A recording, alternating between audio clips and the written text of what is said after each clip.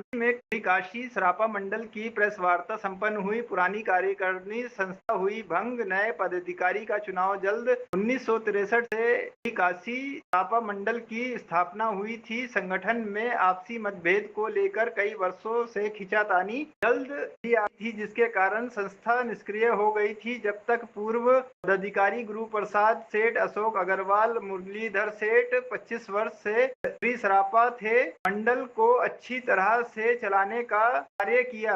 श्री सराफा मंडल नए रूप में सभी के साथ संगठन की शुरुआत करने जा रहे हैं। वार्ड स्तर पर वाराणसी मंडल के सभी पदाधिकारियों का जल्द चुनाव कराया जाएगा। आज किस प्रकार का वार्ता रखा गया है? आज श्री काशी सराफा मंडल की प्रेस वार्ता रखी गई है। जो मंडल करीब 25 वर्षों से जिसका रजिस्ट्रेशन नहीं हो पाया था, उसका रिन्यूअल नहीं हो पाया था, उस संगठन का नया रजिस्ट्रेशन हम लोगों ने कराया है और इस मंडल की पुनर्स्थापना या यूँ कहें कि नवजीवन देते हुए हम लोग व्यापारियों के हित में काम करने के लिए दृढ़ संकल्प हैं। मंडल व्यापारी के हित में किस तरह से कार्य करेगा?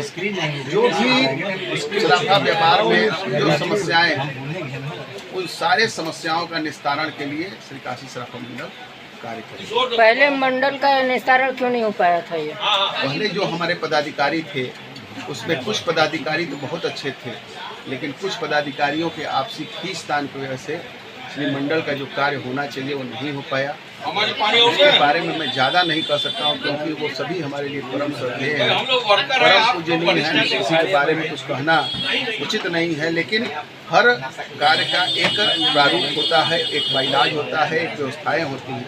उस व्यवस्थाओं के तहत पूर्व के लोग उस चीज़ को नहीं चला पाए, जिसके कारण ये समस्या उत्पन्न हुई और ये नया काफी सराफा मंडल का पंजीयन। मंडल के पदाधिकारियों से आप क्या कहना चाहेंगे? मंडल के सभी सदस्यों से या जो भी उससे जुड़े हुए हैं, सबसे विनम्र निवेदन करना चाहता हूं कि आप हम लोगों के ऊपर पूरी भरोसा रखिए। आपके हर सुख दुख में हम लोग आपके साथ कंधे से कंधा मिला के कार्य करेंगे। 28 तारीख को एक बैठक जो लोग असंतुष्ट हैं उन लोगों ने बुलाई है।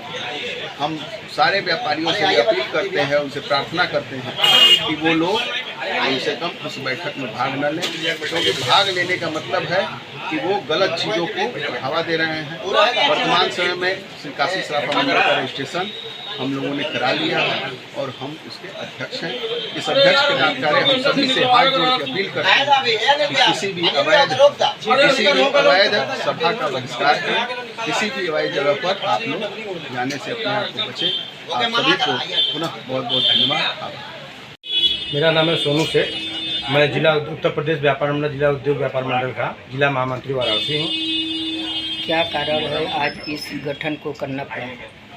कारण ये है कि हम लोग पूर्व में जो काशी सराफा मंडल यहाँ बनाया गया था और उसके पूर्व के सदस्य भी हैं, और ये वाराणसी से जो काशी सराफा मंडल था, यह छोटे व्यापारियों बड़े व्यापारियों के लिए काम करता था।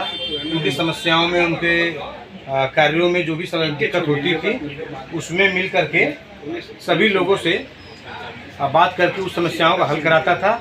जो विगत 10 वर्षों से जितने भी इसमें कार्य करने वाले पदाधिकारी लोग थे वो निष्क्रिय तरीके हो गए। मतलब व्यापारियों को कोई समस्या न रखना, न कोई व्यापारी का माल पकड़ा जा रहा है उसमें कहीं जाके अधिकारियों से बात करना, किसी प्रकार का मतलब एक्टिविटी इन लोगों की ख़त्म हो चुकी थी।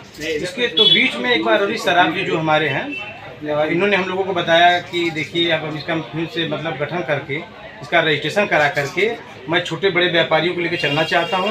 इनकी समस्या, इनकी सारे दुख, सारा समस्या जो भी व्यापार को लेकर के आता है वो हमारी समस्या होगी, और संगठन मिलकर काशी सराफा फिर से हर व्यापारी की लड़ाइयों को लड़ेगी और इनको आगे बढ़ाने का काम करेगी। इसी नीतियों का आज मीटिंग रखी गई थी और उसी को लेकर के हम लोग यहाँ पर आए थे और बड़ा अच्छा ही प्रेस वार्ता का आज पूरा वो दिया गया है कि नए तरीके से प्रेस वार्ता किया जा रहा है, तो क्या संदेश देना चाह रहे हैं? नहीं, ये व्यापारियों को ये संदेश देना, प्रेस वार्ता के माध्यम देना चाह रहे हैं कि अभी काशी सराफा मंडल का गठन हो चुका है, इसके अध्यक्ष रवि सराफ बन चुके हैं और इन्हीं के छत्र छाया में सभी व्यापारियों को एक साथ लेकर, चाहे वो छोटा व्यापारी हो, चाहे बड़ा व्यापारी हो, चाहे ठठेरी बाजार का व्यापारी, चाहे रेशम कटरा का व्यापारी, चाहे गोविंदपुरा व्यापारी हो, सभी को साथ लेकर चलेंगे रवि सराफ। इसी उद्देश्य से हम लोग जुड़े हैं। पिछले संगठन के बारे में उसी तरफ क्या फिर यही आप संगठन चलाने के बाद फिर क्या कोई नया संगठन और खड़ा होगा? नहीं, कोई संगठन नहीं का, क्योंकि उनका रजिस्ट्रेशन हो चुका है और रजिस्ट्रेशन जिसका होता है वही चलाता है। क्या कारण था कि पिछला संगठन भंग गया? निष्क्रिय होना, व्यापारियों की समस्याओं को लोग रख नहीं पा रहे थे, अपने काम में व्यस्त हो गए थे, अपने व्यापार में व्यस्त हो गए थे, इसलिए यह संगठन निष्क्रिय हो गई।